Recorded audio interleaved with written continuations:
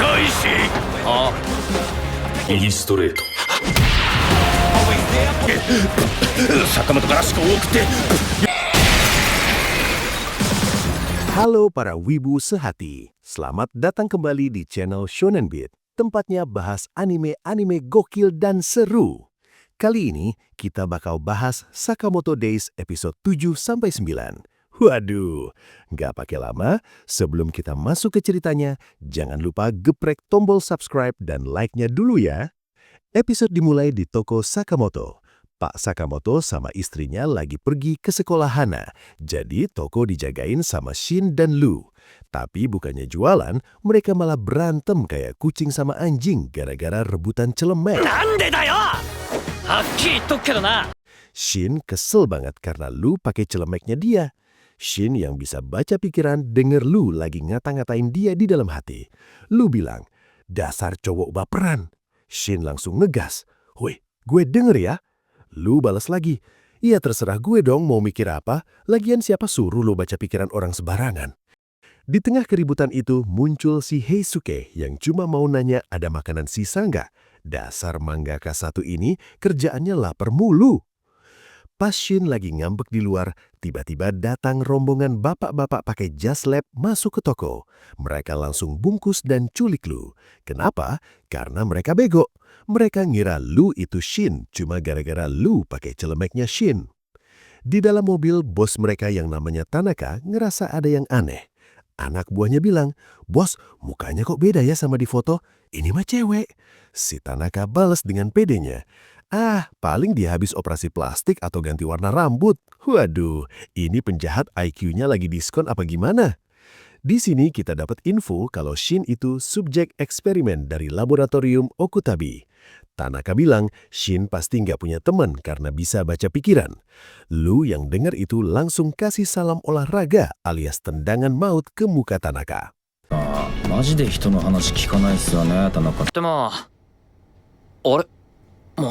Sakamoto pulang ke toko dan lihat pecahan kaca. Dia langsung tahu ada yang nggak beres. Tapi tenang, Sakamoto bukan bapak-bapak biasa. Ternyata dia udah pasang GPS di celemek toko. Batman aja kalah persiapan sama Sakamoto. Aksi kejar-kejaran di tol pun dimulai. Tanaka dan anak buahnya kejebak macet karena pintu keluar tol masih jauh. Sakamoto dan Shin datang pakai motor, langsung main hancur-hancuran.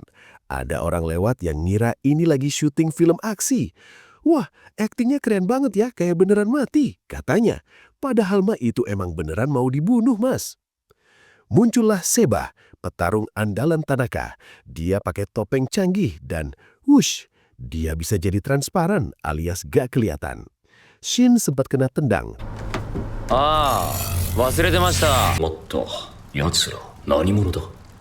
Tapi Lu masih dibawa ke laboratorium Okutabi. Laboratorium Okutabi ini ternyata nyamar jadi museum.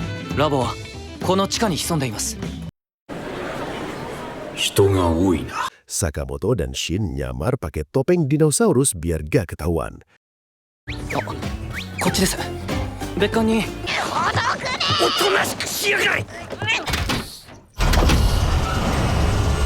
Pas mau masuk ke ruang rahasia, mereka salah masukin password. Alhasil, alarm bunyi dan muncullah robot dinosaurus raksasa. Sakamoto bukannya takut, malah semangat. Dia mikir, "Wah, kalau robot ini gue bawa pulang, Hana pasti seneng banget." Emang ya, pikiran bapak-bapak satu ini cuma buat nyenengin anak. Tanpa basa-basi, Sakamoto kasih satu tonjokan maut yang bikin kepala dinosaurus itu copot. Maaf ya Hana, mainannya rusak duluan sebelum sampai rumah.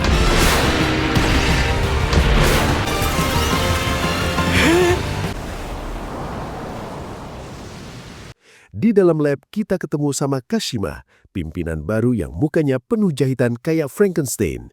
Dia mau bikin teknologi pembunuh paling mutakhir.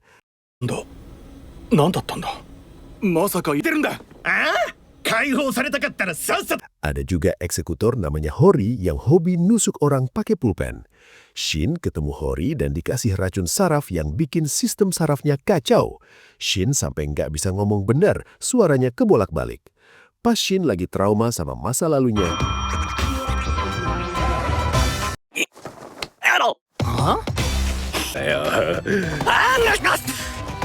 Sakamoto datang dan kasih pencerahan lewat tinjunya ke Hori. Sakamoto bilang, "Shin, ayo kita beresin tempat ini." Di akhir episode, di luar museum, muncul dua orang misterius, yaitu Shishiba dan Osaragi. Mereka ini anggota The Order, kelompok pembunuh bayaran paling elit dan paling ngeri di dunia. Mereka datang buat nyari tahu ada kekacauan apa di lab ini. Waduh, makin seru nih. Episode pun berakhir dengan gantung banget. Nah, para watchers, pesan moral yang bisa kita ambil dari episode kali ini adalah jangan sembarangan minjem celemek atau baju temen kantor, apalagi kalau temen lo punya banyak musuh. Salah-salah nanti lo yang diculik dan kena geplak gara-gara dikira target utama. Hemat celemek, selamatkan nyawa. Oke, sekian dulu penjelasan episode 7 kali ini. Menurut kalian, seberapa kuat sih anggota The Order itu? Tulis di kolom komentar ya. Jangan lupa like dan share video ini ke teman-teman wibu kalian. Sampai jumpa di video selanjutnya. Tetaplah gokil dan salam watchers.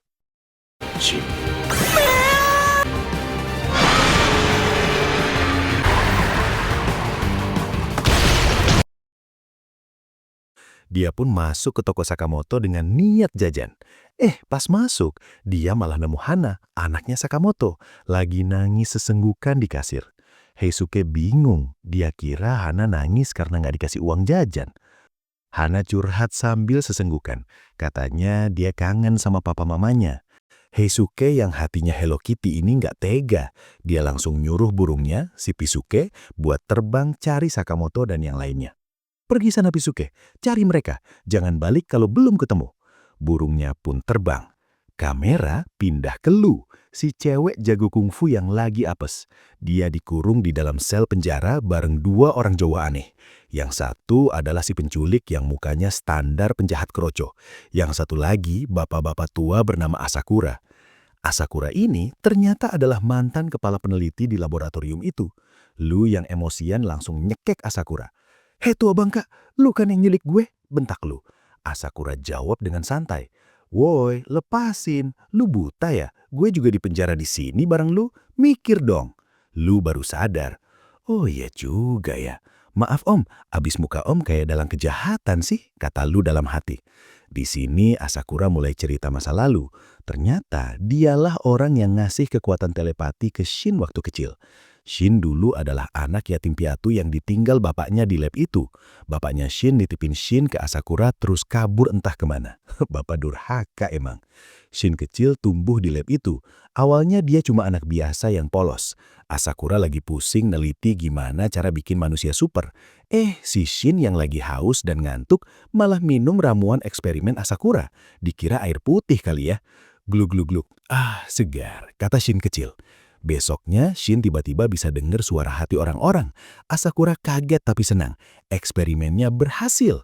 Tapi Shin yang masih bocah malah jadi ember bocor. Dia ngumbar aib semua orang di lab itu. "Ih, om itu naksir tante ini ya. Ih, om itu barusan kentut tapi diam aja ya." Gara-gara mulut Shin yang lemes, suasana lab jadi kacau. Asakura merasa bersalah dan minta maaf ke Shin. Tapi Shin malah bilang, "Gak apa-apa kok om, aku suka kekuatan ini. Seru tahu dengerin rahasia orang." Balik ke masa kini, Lu dengar cerita itu dan jadi terharu. Ternyata Shin punya masa lalu yang kelam, tapi dia tetap chill aja. Lu jadi merasa bersalah karena kemarin sempat berantem sama Shin. Nah, Shou-chan. あいつ背伸びたか。Sekarang kita pindah ke arena pertarungan utama. Sakamoto dan Shin lagi berhadapan sama dokter gila bernama Horiguchi. Dokter ini penampilannya kayak ilmuwan gila di film kartun, tapi badannya kekar kayak binaragawan. Aneh banget. Horiguchi udah nyuntikin racun ke Shin. Racun ini bikin Shin gak bisa bedain mana kawan mana musuh. Jadi kalau Shin mau mukul musuh, badannya malah gerak mukul Sakamoto. "Aduh, Shin, lu kenapa mukul gue?" batin Sakamoto. Horiguchi ketawa jahat. "Hahaha, rasakan itu, kalian akan saling bunuh." Sakamoto juga kena suntik, tapi karena lemaknya tebal, racunnya telat ngebar. Sakamoto coba nyerang Horiguchi, tapi Horiguchi malah nyuntik dirinya sendiri pakai steroid super. Jelep! Tiba-tiba otot Horiguchi membesar, bajunya robek kayak Hulk. Dia jadi monster otot yang mengerikan. Tapi Sakamoto nggak kehabisan akal. Dia ingat kalau Shin bisa baca pikiran. Jadi Sakamoto nggak perlu ngomong. Dia cukup mikirin strateginya dan Shin akan dengar. Mereka mulai teamwork. Sakamoto, kiri dalam hati. Shin menghindar ke kiri. Sakamoto, kanan dalam hati. Shin nonjok ke kanan. Horiguchi bingung. Kok mereka jadi jago banget? Akhirnya dengan kerja sama telepati yang epik, Sakamoto dan Shin berhasil ngehajar Horiguchi sampai tepar. Dokternya kalah, badannya kempes lagi kayak balon bocor. Kasian deh lo. Setelah mengalahkan dokter gila, Sakamoto dan Shin lari mau nyelamatin Lu. Tapi di tengah jalan, lantai runtuh. Sakamoto jatuh ke bawah tanah. Shin untungnya selamat. Di bawah tanah, Sakamoto ketemu sama pemandangan ngeri. Banyak mayat bergelimpangan. Di tengah tumpukan mayat itu berdiri 2 orang dengan santainya. Satu cowok rambut kuning bernama Shishiba, satu cewek gotik bawa gergaji mesin bernama Osaragi. Mereka adalah anggota The Order, organisasi pembunuh paling elit di Jepang. Level mereka jauh di atas Sakamoto yang sekarang. Di depan mereka ada Kashima, si penjahat utama di arc ini. Kashima marah-marah. "Woi, siapa kalian? Berani-beraninya masuk markas gue."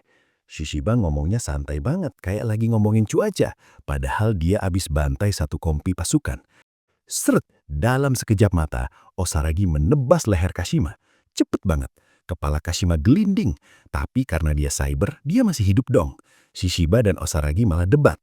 "Tuh kan, lu motongnya nggak rapi. Darahnya kena baju gue nih." "Maaf senpai." Abis dia berisik sih. Mereka ngobrolin cucian baju di depan musuh yang lagi sekarat. Bener-bener psycho. Sakamoto yang ngumpet di pojokan cuma bisa nelen ludah. Dia sadar kalau lawan mereka sekarang bisa-bisa dia jadi dendeng. Untungnya di order nggak tertarik sama Sakamoto. Shishiba cuma bilang, Pak Gendut, lu Sakamoto kan? Udah tobat ya? Ya udah, hati-hati di jalan." Terus mereka pergi gitu aja.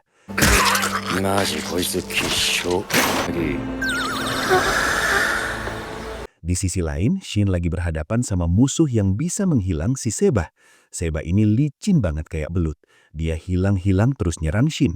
Shin babak lebur. Dia nggak bisa baca pikiran Seba karena Seba geraknya cepet banget.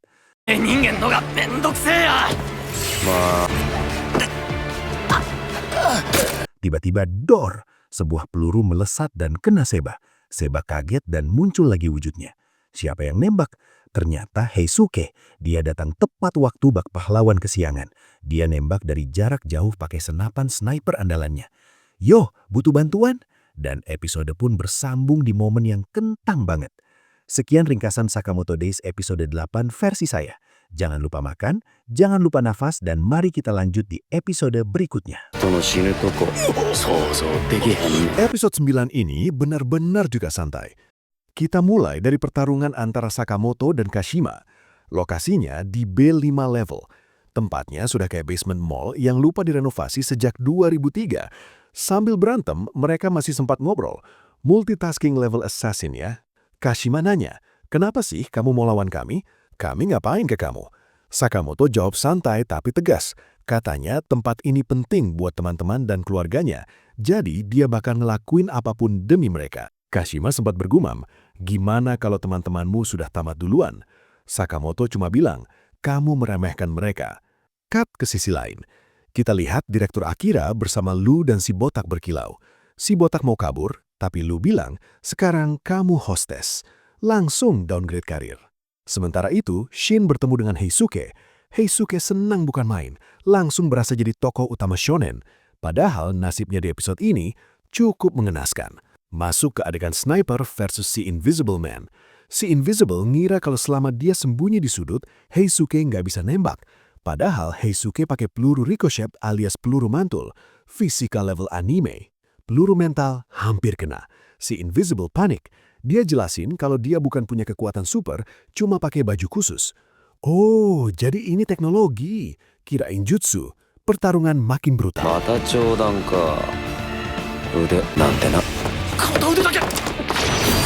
Heisuke kena tusuk di perut. Darah jelas ada, tapi harga diri sniper tidak boleh jatuh. Heisuke nembak alarm kebakaran. Air muncrat kemana-mana. Si Invisible jadi kelihatan. Dan di momen itu, Shin datang. Shin langsung menjepit dan banting. Teamwork yang indah. Si Invisible akhirnya menyerah. Tapi belum selesai. Tiba-tiba ledakan besar terdengar. Ternyata seluruh lab akan meledak dalam 20 menit. Sakamoto bahkan bilang, kamu nggak perlu ulangi 20 menit, 5 menit juga cukup buatku. Percaya diri level mantan bos mafia. Kashima buka rahasia, tubuhnya 80% mesin, senjata di mana-mana. Sakamoto jawab, senjata aku juga punya. Dia cuma pakai stiker, pamflet, dan pensil mekanik. Dan entah bagaimana, itu efektif. Pensil jadi proyektil, stiker jadi alat taktis, pamflet jadi pemotong kabel. Jangan remehkan alat tulis. Pertarungan lanjut sampai ke jalur kereta. Mereka lompat, bergelantungan, tarik-tarikan pakai kabel baja. Masuk ke dalam kereta, baku hantam lagi. Kashima sampai minum 1 ember air. Tapi karena perutnya penuh lubang bekas serangan Sakamoto, airnya keluar lagi. Fungsi tubuh error 404. Lalu kita dapat flashback Kashima. Dulunya dia membunuh orang-orang yang menyiksa kucing. Niatnya ingin kebaikan yang lebih besar. Tapi kemudian seseorang memberikannya validasi. Dan memang kadang orang tersesat bukan karena jahat, tapi karena salah arah dan salah validasi. Balik ke pertarungan, Sakamoto dalam mode kurusnya sudah aktif. Dan kalau dia sudah kurus, gerakannya beda level. Dia menghajar Kashima seperti orang nyuci baju di sungai. Diblok, dibanting, dihantam. Kashima sampai keluarkan ultimate attack laser besar dari perut. Ledakan, kereta lewat, asap. Kita sempat mengira Sakamoto habis. Tapi tidak. Dia muncul dari balik kereta dengan gaya hidup penuh percaya diri. Kashima langsung panik, benar-benar panik. Level panik orang yang sadar wifi rumah belum dibayar. Akhirnya, Kashima dikalahkan dan dilempar ke tempat sampah secara harfiah.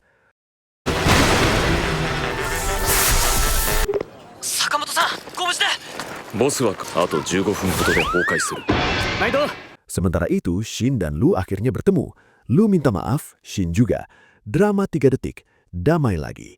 Heisuke dan Pisikun sampai terharu. Lab akhirnya berhasil dievakuasi sebelum meledak.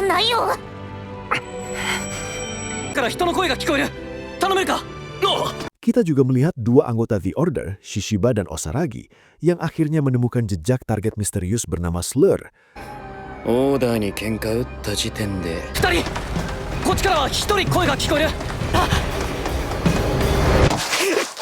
Dan di sisi lain, Shin bertemu seseorang dengan aura pembunuh yang luar biasa.